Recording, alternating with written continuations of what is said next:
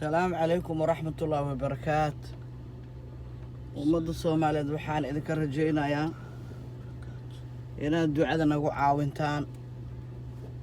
waxaan tacsi xanuun leh oo naxdin lama filaan ka diraya walaalahay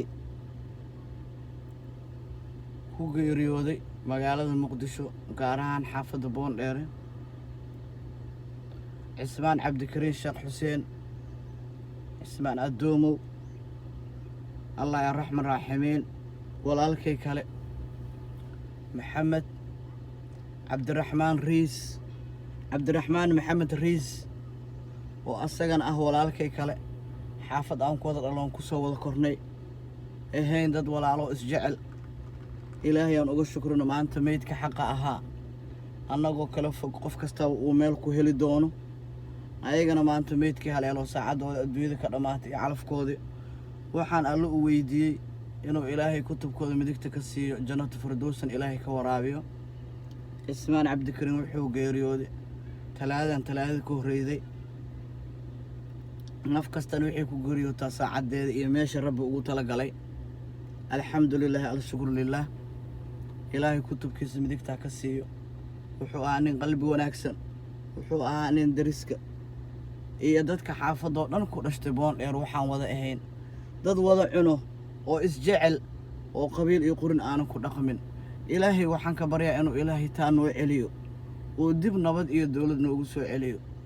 walaalkay maxamed cabdiraxmaan maxamed riis asagana sidoo kale waxaan ilaahay u weydiiyey inuu jannada firdawsi cid ka waraabiyo kutubkiisana inuu ilaahay midigta ka siiyo. waxaan kale oon tacsi iyada xanuun leh ka dirayaa hooyaday xabiibo maxamed xuursho oo iyadana 3 bil ka hor ku geeriyootay isla xaafadda Boondheere iyo gabadheedii xaawo maxamuud cadaawe oo iyadana micnaha aan qabaarkood mar dhow hela ayagana. ilaahay waxaan u weydiiyey inuu jannada firdawsi cid ka waraabiyo kulligood kutubkooda ilaahay inuu midigta ka siiyo. hooyo xabiibo xuursho waxay ahayd hooyo aad u fiican, hooyo micnaha ammaanteeda aan inta ku soo koobi karin. ilaahay waxaan u weydiiyey inuu kutubkeeda midigta ka siiyo jannada firdawsi inuu ilaahay ka waraabiyo. walaashay xaawo maxamuud cadaawe iyadana sidoo kale waxay ahayd qof aan micnaha la heli karin. ilaahay waxaan u weydiiyey inuu kutubkeeda midigta ka siiyo jannada firdawsi inuu ilaahay ka waraabiyo. 4taas ruux oo ku geeriyootay hal xaafad oo micnaha hal xaafad wada deganaa laakiin muddo aan wax badan isku jirin kala geeriyooday.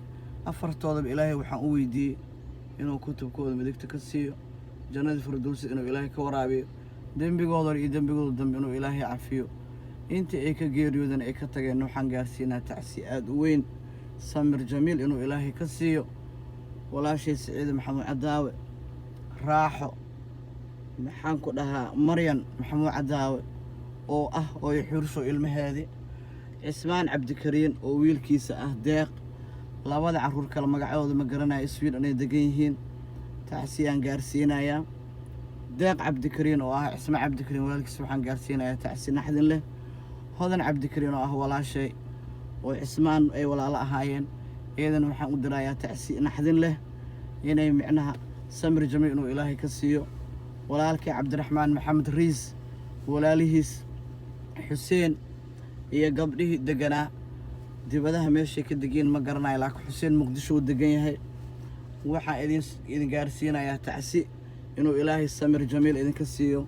walaalkeen riis waa naga wada baxay kulligoodna ilaahay meeshaan ka fiican uu geeyo jannada firdawsi uu ka abaal mariyo insha Allah biidnillaahi alkariim. idinkana waxaa idin weydiistay ummadda Soomaaliyeed adduunka meel kasta ka joogtay inaad ducada nagu caawintiin. inta dhimata aanan garanayno islaamna ilaahay waxaan u weydiiyey inuu dembigooda cafiyo kutubkooda inuu ilaahay midigta ka siiyo biidnillaahi alkariim. السلام عليكم ورحمة الله وبركاته. دايما هو معنا تعسيد أبتي يا أيوة.